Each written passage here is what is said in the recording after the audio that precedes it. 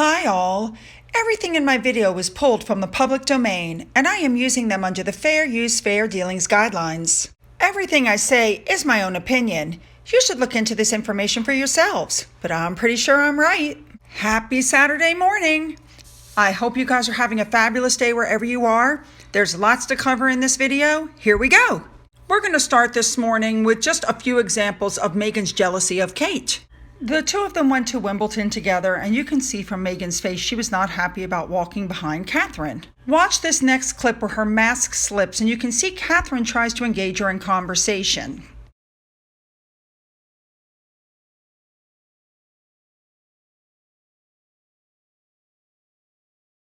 When they're out on official engagements, Meghan always seems to be staring at Kate. I think she almost wishes she was Kate. Here's a few examples.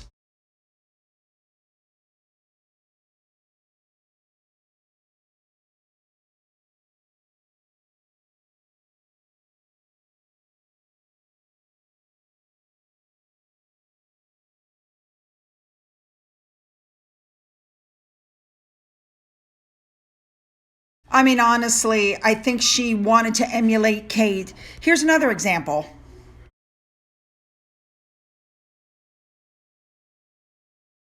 And we all know that she wants to be the center of attention. She has no problem cutting Harry off. She's done it multiple times. Here's a few examples just to remind you.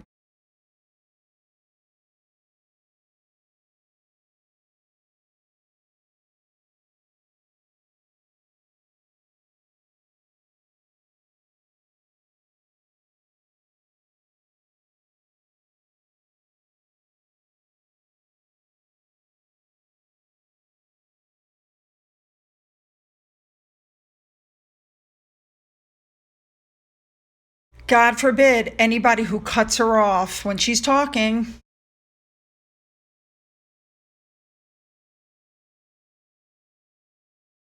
So let's move on to some real stuff that recently came out.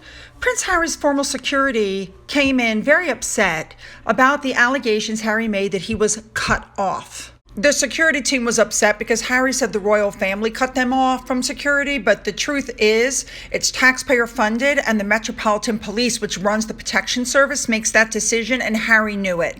So they knew he was lying. They also pointed out that he moved to the U.S. while people were losing their jobs, living in cars, and that people couldn't eat, and here he was worried he was going to have to dip into his trust fund.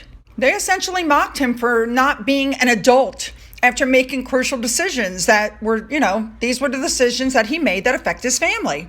Apparently, the Metropolitan Police detail made sure that Harry knew that in March of 2020, that security was going to stop. They knew what was coming, and they knew, or Harry was made aware, he was going to have to pay for it himself. This did not come as a surprise. So Harry and Meghan were upset because they were going to have to use their own money for security. He was going to have to dip into that inheritance. Now that leads us to the next thing. In the Oprah interview, Harry said that all he had was the money his mother left. And of course, he forgot to mention that that was like $16 million. Yeah, see, he forgot to mention that his great-grandmother, the Queen Mother, left him and William $14 million to share, so $7 million. But with investments over the years, it had increased to over $20 million, which they split evenly. So that's another $10 million to the pie. And of course, Meghan was worth about $5 million on her own. So the two of them have $31 million between them. So he makes it sound like he was so poor and he couldn't pay for anything. My dad cut me off. I mean, guys, let's be honest. This is one of the most white privileged men in the world who's worth millions upon millions, who's never had to pay for anything. Everything's been handed to him. Homes, clothes, security, cars, trips. He's never had to worry about paying a bill in his life, and he's crying, oh, woe is me.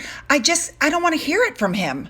And quite frankly, I'm sick of hearing about how they're slamming the royal family and Harry's telling everybody that he was trapped. It was horrible, but yet Meghan wants her son to have the prince title and she's scratching eyes out to get it. It just doesn't make a lot of sense. And now we're down to our last story for today. You remember how in the Oprah interview, Meghan and Harry said they didn't have a plan and they just kind of fell into the streaming network thing? Well, come to find out, they were in talks with a $1 billion U.S. streaming service a year before Megxit. So this company, Quibi, was a subscription-based streaming platform which was supposed to be a rival to Netflix, but it closed down 6 months after its launch. However, apparently, Harry and Meghan were having discussions with them, and it was causing all kinds of tensions with Palace Stamp because they were already starting to cash in on their titles, and a lot of it apparently was orchestrated by Meghan's manager in the United States. Sorry, guys, but somehow I'm just not shocked. And now it's Finn update time. I don't know why, but sometimes he just suddenly goes like crazy and runs around. Watch this. Oh, somebody got the zoomies. Finn, what are you doing? What are you doing? What are you doing? Zoomies, zoomies. Oh, he's a good boy.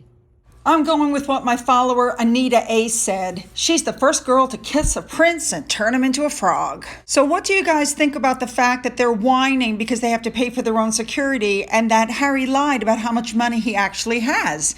Make sure to leave your comments below. Don't forget you can email me. Don't forget to follow me on Twitter. Don't forget about that coffee fund. And as always, have a great day.